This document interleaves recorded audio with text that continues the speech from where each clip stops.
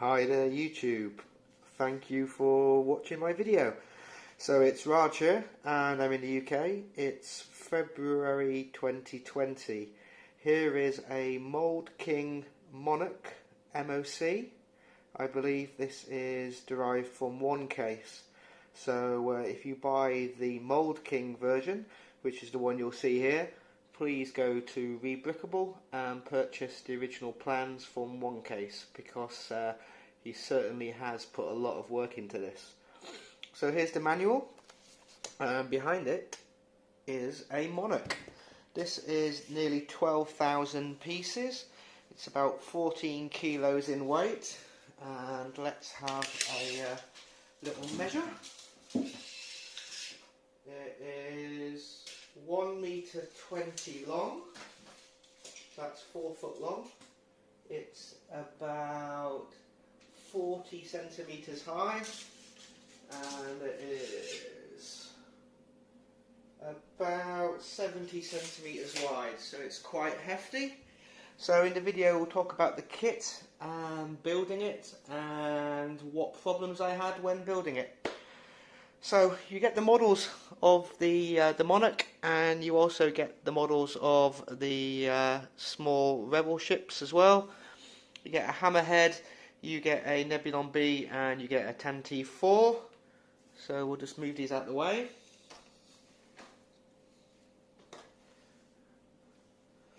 So you get two fairly chunky manuals.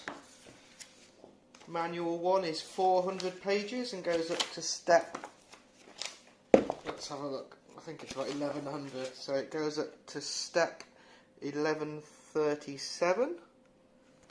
These are full colour, as you can see here, and fairly straightforward, although there's some parts which you have to have a little think when you place them. Mostly the 1x1 blocks with modified unions on the outside. You sometimes can't see, for example, you can't see if this piece here is on one side or two sides. So that's just an example, you'll see that in the kit, but it should be fairly obvious if you just look a few steps ahead. Book B goes up to page 348, and then you'll be left with what you see in front of you, and that's 2,487. Forgive my focusing on my video camera. So the model as a whole, fairly substantial. This table is 8 foot by 4 foot, and it was a good job, because when building it, it pretty much filled up the table with pieces. There's two main supports. There's one at the back, one in the middle, and then there's a smaller one at the front. And it is fairly solid when built. I should be able to rattle it a bit, and it stays where it is. So we'll go all around it. One point to note is they've used Death Star hemispheres, but they've used the wrong half. They've used the top half, so you can see the super laser indent. They should have used the bottom half reversed, so that there's no super laser indent. These pieces on top, the shield generators here, they sink in a bit, so that could have maybe been better. I don't know how you get a hemisphere. I'm sure there'll be some Lego piece that some of you master builders will be able to comment on.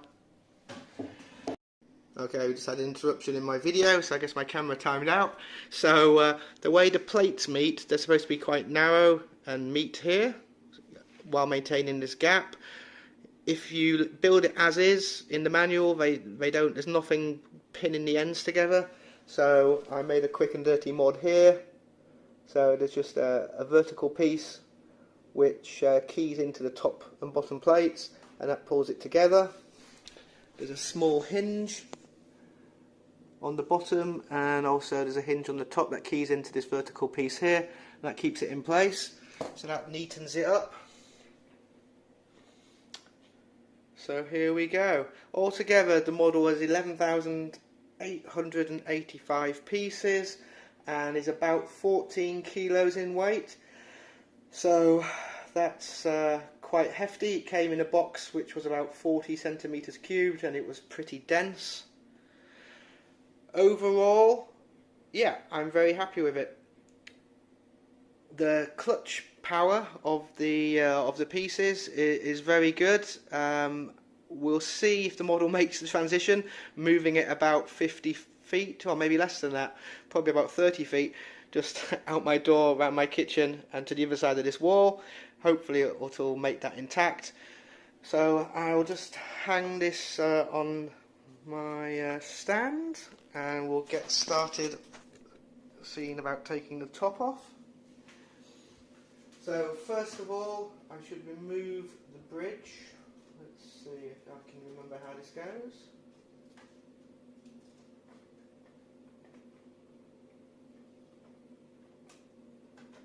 Okay, bridge is off. Oh, and so there's a bit of greebling. Let's see where that came from. Okay, next up, this lifts out. And there's a bit of greebling here. Then we can lift out the main part of the bridge. Or does this come off? Yeah, main part of the bridge.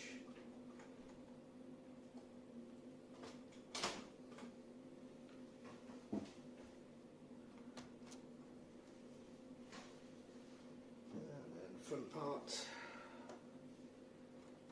and then these two pieces from the front. So now we can have a better look at what's inside. So here is the top part of the three main beams in the middle, and there's the middle, and you can see the bottom one. Oh, actually, there's one main through the middle, and then it splits out into three. Here we go. Yeah.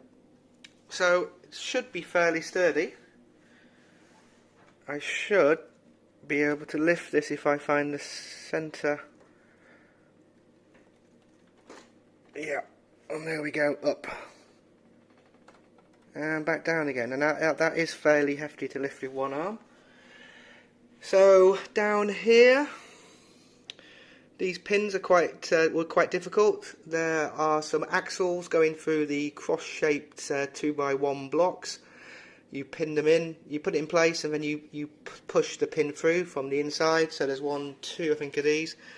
Other than that, the plates are, I don't think you can see from this angle, they're just, the original UCS used magnets. There were small magnets from the train sets.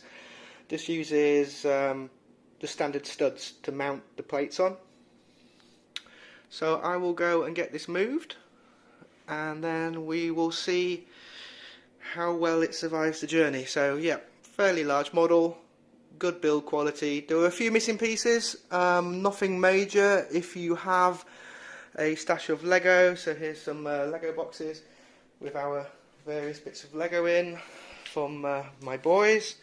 Then you can raid your Lego boxes to fill any missing pieces. But there are only maybe 2 or 3 missing pieces, and there were several hundred leftover pieces. So you definitely are getting value for money. Speaking of value for money, this was around $300 US. I think it was around 250 UK pounds. So yep, that was a good price. I will see you after the move. And as if by magic, here we go. So it's in place now. So here is my ISD Monarch. Here is a Gen 1 UCS Falcon. Here is an MOC of a UCS A-Wing.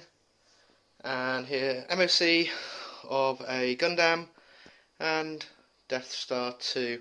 Anyway, back to here. Yep, Monarch survived a move.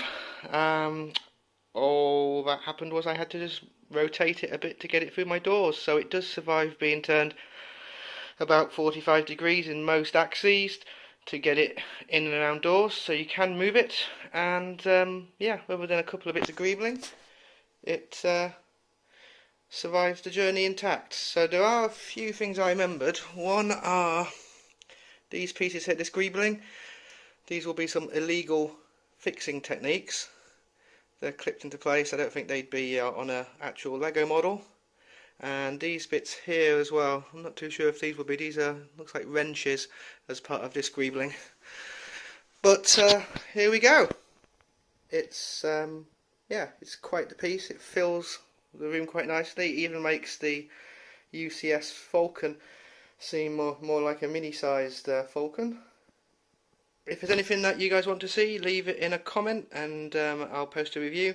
There'll be more Lego reviews, maybe some Transformer reviews, some Nerf reviews.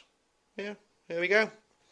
So thanks for watching. I wonder if any of you made it this far, and I'll see you next time.